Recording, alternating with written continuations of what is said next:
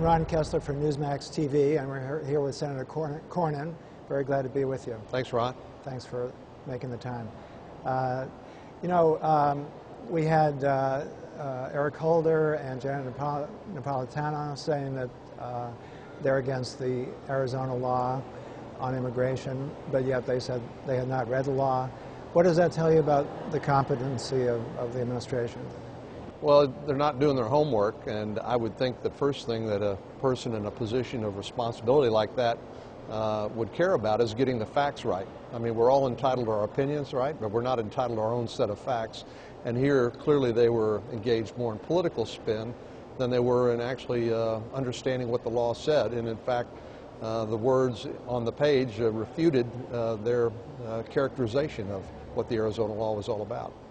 Do you have questions about competency generally of the administration? Well, I didn't support Eric Holder's nomination. I had concerns about his role in some of the pardons that President Clinton administered, and his failure to step up and say that they should not have been, those pardons should not have taken place. So I'm feeling better about that no vote all the time. Well, and I think, you know, what we've seen is more of a commitment to an ideology rather than a commitment to competence or actually fixing problems, ranging from the failed stimulus bill, which they insist is working even though it failed their own test of keeping unemployment under 8%, and this health care monstrosity that they simply defied the wishes of the American people and forced it through Congress using this extraordinary budget reconciliation process, and took the had the audacity, let me put it that way, had the audacity to say that you will come to love it.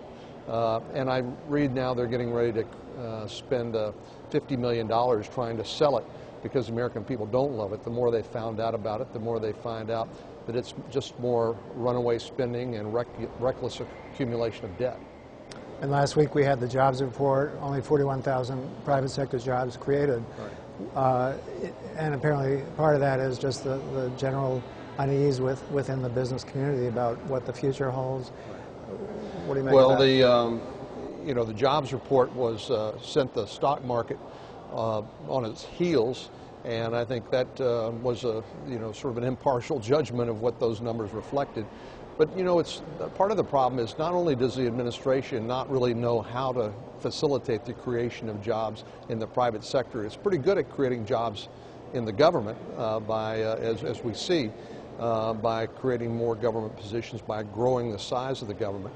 But I think a lot of it, not just the policies, but just the political uncertainty of what comes next.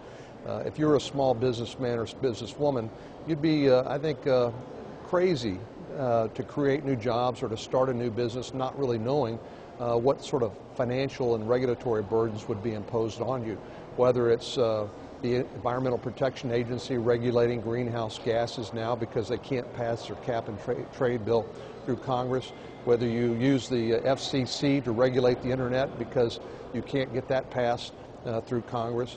I think what we're seeing is a kind of overreach and audacity on the part of the administration that you'd have to attribute to ideology, because I really can't see a rational explanation otherwise. And then we had the flotilla incident last week, and in general, Obama seems to be tilting against Israel. What do you think is behind that? Well, it's pretty clear to me that flotilla was a premeditated provocation. Israel has every right to defend itself and to blockade the shipment of weapons through into Gaza, where Hamas, which is a foreign terrorist organization, so designated since 1995 by Bill Clinton.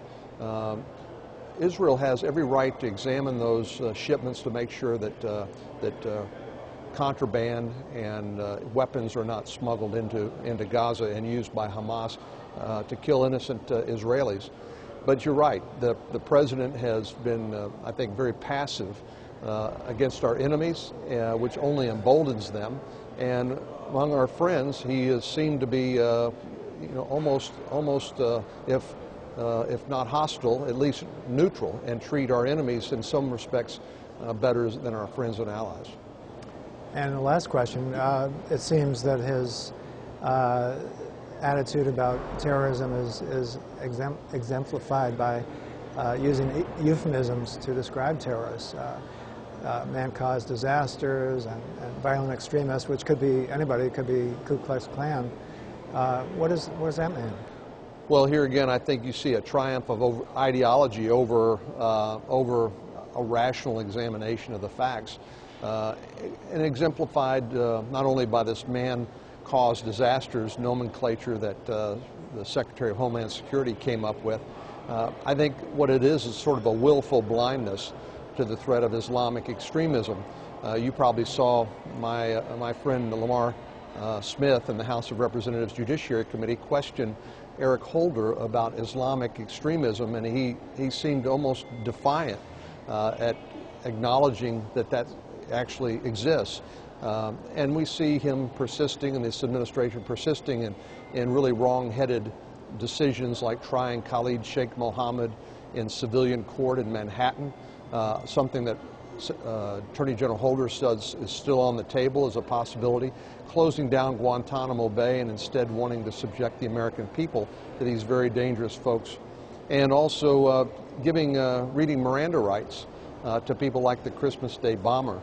Really, you can tell, confusing the job of law enforcement in investigating and punishing criminal acts after they've happened, and the very different and important role of gaining intelligence and preventing terrorist attacks from occurring in the first place.